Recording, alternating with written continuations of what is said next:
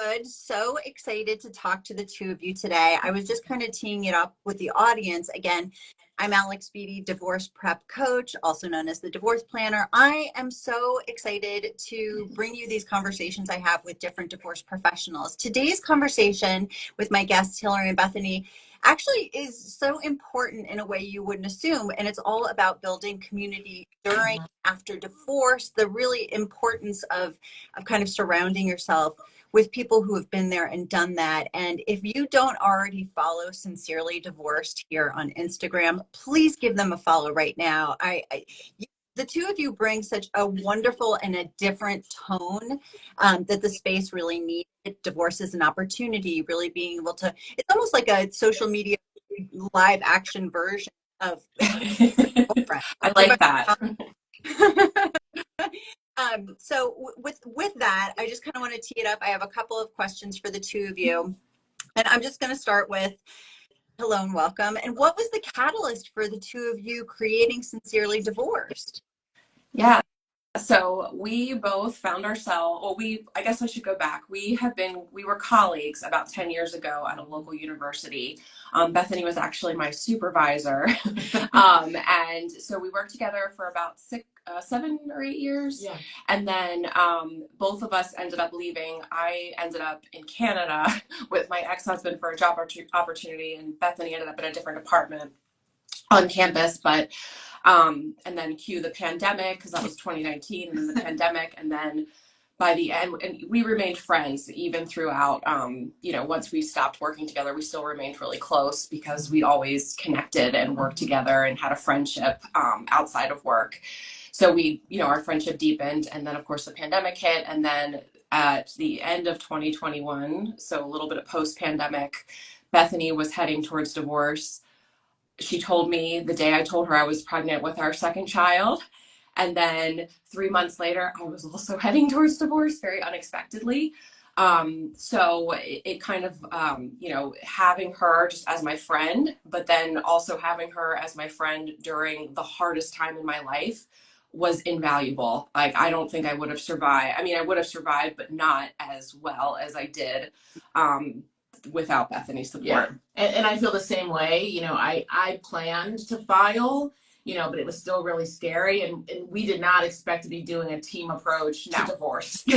but we did. And so we feel like we pioneered a new method Yes.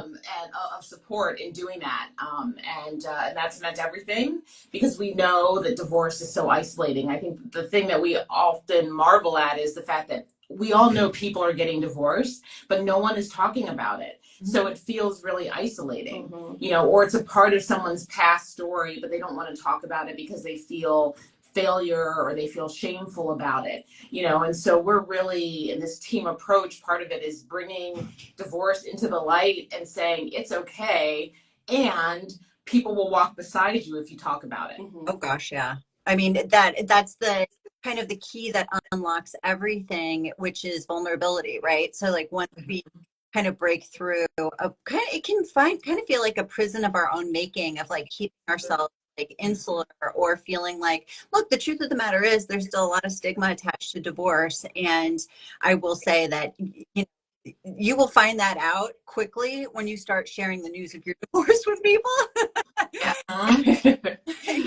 Yes. And so being able to, create a system or support system around you, in addition to professionals that you deal with during divorce, but, friends, colleagues, people, it is a game changer. I myself, when the shit hit the fan in my marriage and I knew what was going to be coming down the pike, I have the best friends you would ever want in the whole world. They're all married and it's fantastic. And they wanted to be there and be supportive. Mm-hmm. Going through, but it's very different when you're, kind of connecting with others who have gone through the process. Mm-hmm. And the fact that you created this little buddy so important, and now creating a platform that's an extension of that kind of buddy system, which is really exciting. Salon IA just dropped in community, so important. Yes, community during life challenge, critical for you to be able to navigate it, because you learn from other people. Mm-hmm. You do.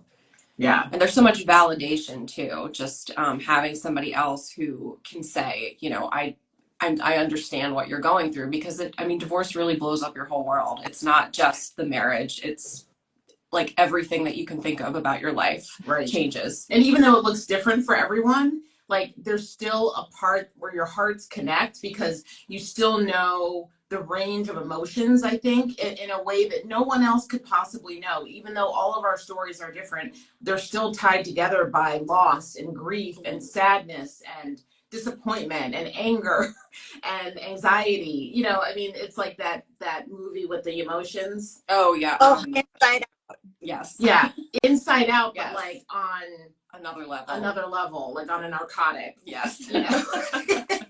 But like we all get that. Yeah. Yeah. So It's so true. And I would just like to add, like, nobody better to kind of hang on to during that time. Somebody else is going through it. It becomes like another anchor that you have during that tough time. It's so much easier to hold space, right, for people when you are helping shepherd them through a tough time, and coming to it with information and empathy and vulnerability. And by the way, like, look, it brings up a tidal wave. We call it the roller coaster of emotion, right? One day you're like, this is kick ass, I'm going to start over. This is, and then the next day you're just like mourning loss Yeah. unexpectedly And it of a life happens that for a very long time. it does. That's right. I like to say that there's like a 2 year intense relationship, like roller coaster, and then, you know, it'll come up unexpectedly even down the line, or whatever, and it's just like you have to be yourself, and you have to understand healing is not linear, right?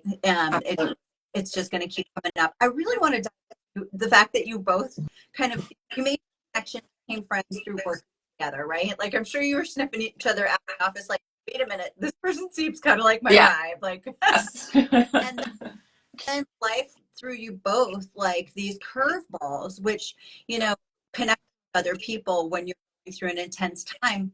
Immediately, like, all that exterior shit drops off, really able to get real really quickly. So what surprised you most about building like a connection this time, and what advice would you give to others who might be hesitant to open up about their divorce situation or journey? yeah.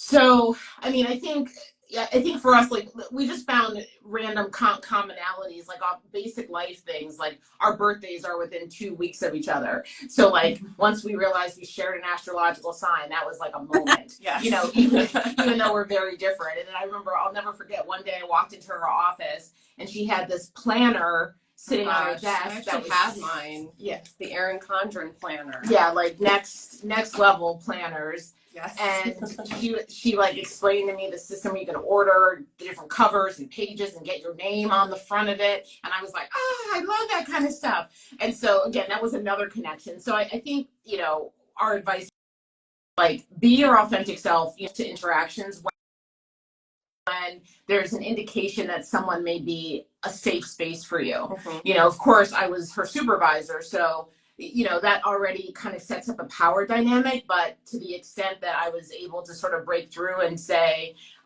like, well, one, I saw a lot in Hillary, a lot of potential that was not being utilized, and I wanted her to believe in herself as much as I believed in her. So that really, like, I think, dismantled the supervisor supervisee vibe, and then we were able to move forward and again have those little connections. So I think both of us would say, like, be vulnerable with people that, again, you feel like you have a commonality with, you know, on a couple different points, and be open and share a little bit and then go from there. Because I think maybe one of the first conversations we had was about pregnancy, because when we first started working together, she was pregnant with her son. And at that point I had already had 2 kids, because, as you know, I'm 15 years older than Hillary is. So I'm a little bit ahead of on the parenting plan. But we talked about pregnancy, again, very shared, you know, experience, but brought us closer together. So I think take all those, I would say to anybody, take those opportunities to find your people, in places where you might not expect to find them, and then go from there, you know, with sharing, because it means a lot to people, to hear a person say, yeah, I'm divorced. And they're like, oh my gosh, Me me too. too. Yeah, and it's just it's just an instant connection. Yeah. That you It, feel with the it person. definitely is. Example, life dropped in, recently divorced after 18 years of marriage. Informally, I think I benefited from divorce buddies since there were a few who reached out to me when I shared my journey. They too Mhm. were saying, oh, that's great. I'm so glad that you Yeah, dropped that in. Were able to have that experience going through it. And what you said, it's like, it's like you're kind of dancing around each other, sizing each other up as a safe space. You guys are really able to, be open to taking that risk. It is a new kind of risk. And also at the time when we're, we're going through a lot of deep introspection, not to mention the entire, like my whole thing is there's an emotional side to divorce and there's a business side, and I work with clients to separate the two and prepare them. But there's a metamorphosis happening with your own self, right? There's this opportunity for deep to take a look at who you are now, know that person, figure out what brings you joy moving forward, so you can really, again, authenticity, put yourself in a position to move through this experience as a different version of yourself in the best sense. absolutely. Yeah. Yeah, no, I totally agree. And you get to celebrate who you're becoming together along the way, Yeah. right? So you might meet in a place that's really not dark, but a valley, right? But then the beauty of community and that authenticity that comes from relationships and seeing each other over time and talking over time is that then you start to get to celebrate what we like to call the glow up. That's why our tagline is, we're here for the breakdown and the glow up, because that's real connection. Mm-hmm. That is real connection. And sincerely divorced, your social media really emphasizes moving beyond divorce stereotypes with humor, which is so necessary.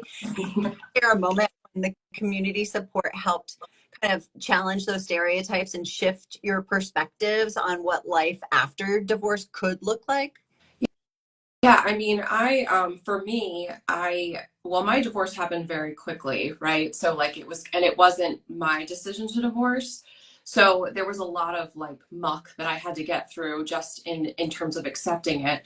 But I don't think, I mean, I know at the time, and even if I had planned it more, I don't think that I could have realized how much happier I could be post-divorce, because nobody, usually when you tell people you're getting divorced or you are divorced, it still feels a little bit taboo, because people are like, oh, and they don't really quite know how to respond to you. They're like, oh, I'm so sorry. Or, oh, you know what I mean? They kind of are a little bit uncomfortable. Yeah. And, if you go down in Hallmark, there's no cards for divorce, but so many people are getting divorced and you want to show them your support.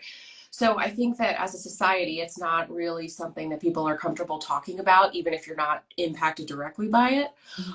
But we have found that, just in what Bethany and I always say, doing this work we're kind of like flying the plane as we're building it. So humor was one way that, the two of us as friends, would get through it. And, a lot of our reels, we kind of really lean into that humor, and it's fun because we get to bounce ideas off of each other. And so I think that, and one of our most popular reels is the one it's from Wedding Crashers. It's Will Ferrell and why am I blanking on it? Luke. Yeah. Owen Wilson. Owen Wilson. Sorry. Yes. Sorry, I was blanking on his name.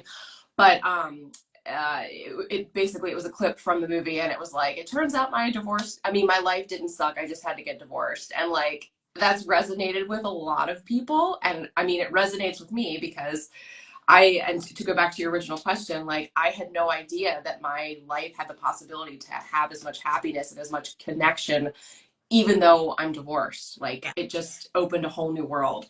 And I think that a lot of people feel that way, but it's not something that people are comfortable or are ready to, talk about because of the negativity. I think that's right. I want to pause for a second because, Hillary, I want to really thank you for sharing your own personal divorce story and being able to say that like it wasn't your initiating or your idea to happen. And for us to be able to share our own experiences in that way, to normalize the different reasons, is so important. So thank you so much for being so raw and kind of open and vulnerable during this conversation, because I know somebody else out there.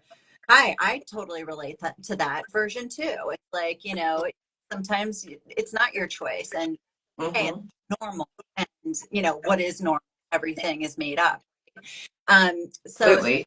Salon, I also just dropped in, the fear of the unknown holds us back. I think that's true. And divorce is really, it becomes, look, there's a lot. It's not like your life stops, right? Like, so, you've got young, you've got older kids, you're juggling jobs, or maybe you're at home, you're with the kids full time. Your life doesn't stop because you're getting a divorce. And yet a divorce is like two full-time jobs on top of what. Absolutely. Oh my God. So if Totally. can't build in these releases, or if you don't have a community, if you don't have that support, Mhm. you're not going to be able to navigate this as well as possible. And to be able to do that, you have to let go of a lot of, shame or perceived shame, and kind of put yourself out there. I will say that, like we talked on earlier, isolation is a big thing, right? And Mhm. isolation and perspective. So what I really, again, I love about the tone of your brand, and kind of the tenor of the work that you're putting out there is you make a choice. You make a choice how you are going to get through the day. You are making a choice. This an opportunity happen to me, right? Like at every step. And your content to say, shit happened, moving on, Yep. right? Yeah. Yes, absolutely. Yeah.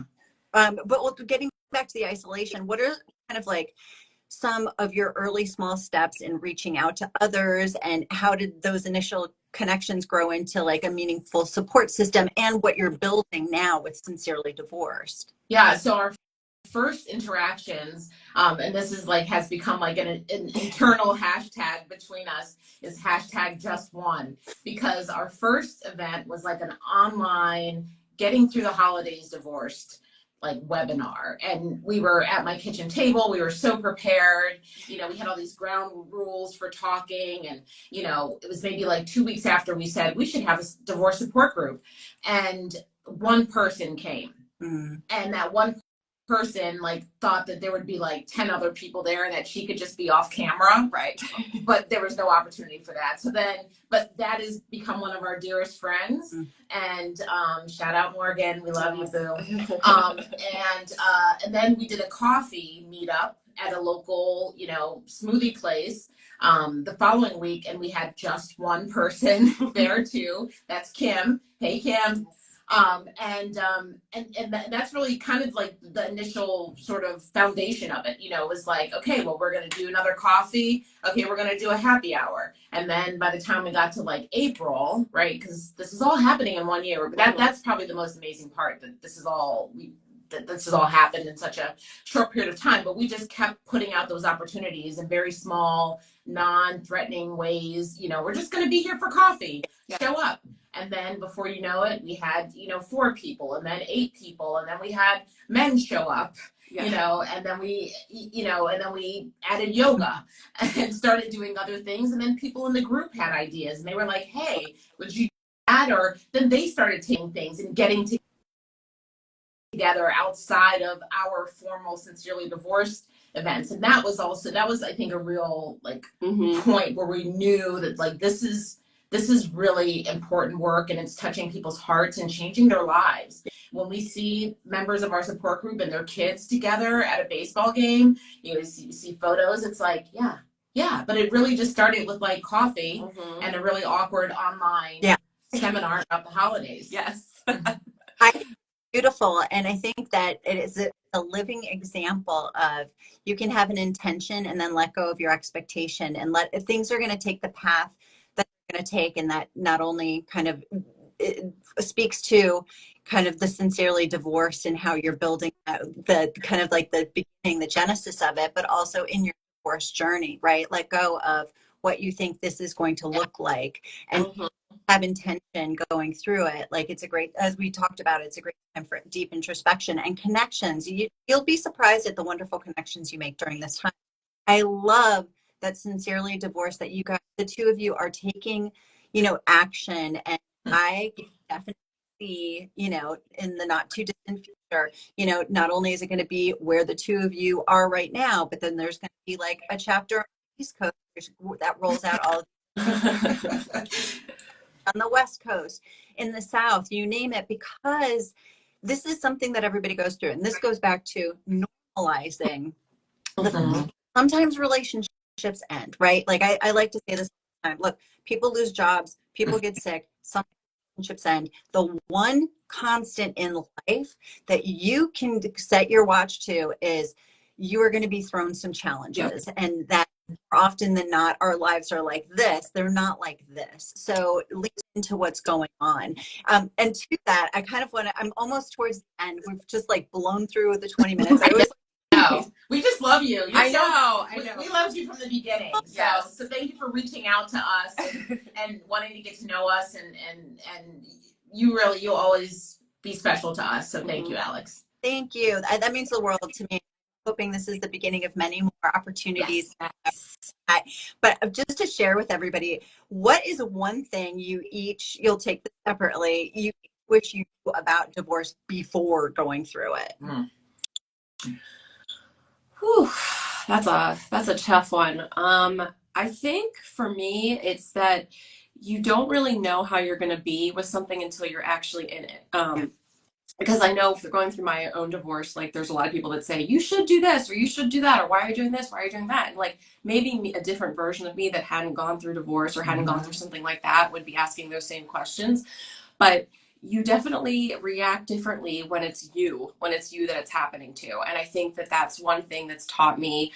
It's kind of deepened my empathy and like my understanding of other people's journeys, not just through divorce, but just in life in general. I'm like, hey, I don't know what they're dealing with. You know what I mean? There's so many factors and so many layers and so many complexities to divorce, and just, any kind of challenge that you truly don't know how it's going to be until you actually experience it. Yeah. And my answer would be, I wish I had known that the kids are going to be okay.